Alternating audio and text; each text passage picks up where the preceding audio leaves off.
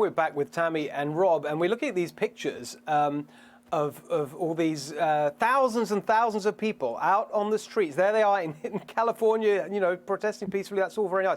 But Tammy, on this show, we have been raging against the shutdown. I mean, surely they can't keep up the pretense that we've got to keep these shutdowns going when they're fine with all these protests.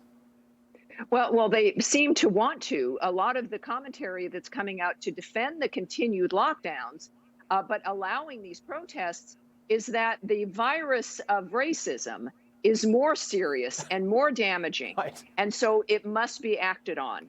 Look, we clearly have unity in this country on that issue, and we've been discussing that.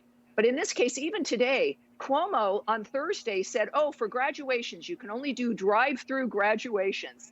Today, he changed that. Today, he said, you can have, limited numbers of in-person graduation. So the only answer is that science is a very fickle mistress. It changes every 24, 48 hours. You never know what she wants. You never know what she's going to say, and you're always chasing after it. But this is not that anyone watching would know, but this is one of those dynamics where we're finding, and this is troubling because it's leading to a distrust in the legitimacy of government, that people are now saying, if you're going to do this to us again, we're not going to listen to you. They've destroyed the seriousness of government. They've destroyed our trust in it, and that strikes directly at its legitimacy. And thank goodness an election is coming up, but I think that's going to be the long-term impact here, is that we're seeing now how government doesn't necessarily have our best interests in mind. Yeah, and they just lie. I mean, that's the sort of direct way of putting it. A few weeks ago, I said, with these stupid, arbitrary shutdown rules, they're literally just making it up as they go along. It's not based on science or data or anything. It's ridiculous. All right, Rob, another thing that really annoyed me, upset me deeply, actually, I was more than annoyed, I guess because it's in the city which I love and I lived in for so many years, London. Okay, so we're seeing these protests go global against racism. Look at that there. That is the Abraham Lincoln statue in London, defaced, graffiti, Black Lives Matter. These people just utterly ignorant of history. Yeah, what it is that when I see images like the one that you just showed, when I see all of these images of these historical monuments that have been defaced in, I guess, the name of dismantling racism or ending racism, it really does indicate a stunning lack of knowledge of just basic American history.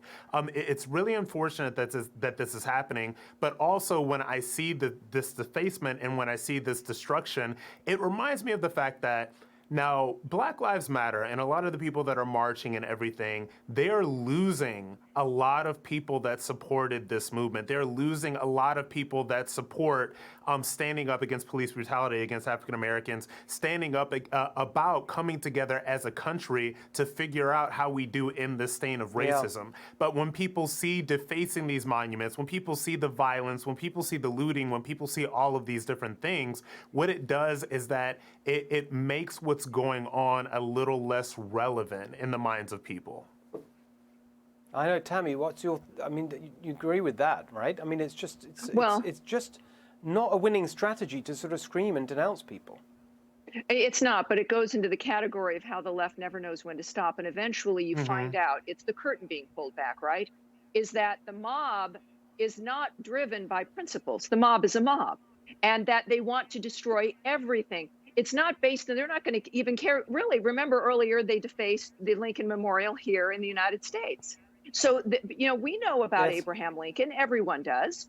And this is really about destruction and rage. And these are individuals. It's a small section of America.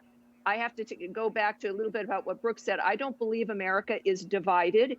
This is a small category of people working very diligently to make it appear as though we are, because unity is anathema to the far left. And it's just implementing rage mobs that are not about principle at all.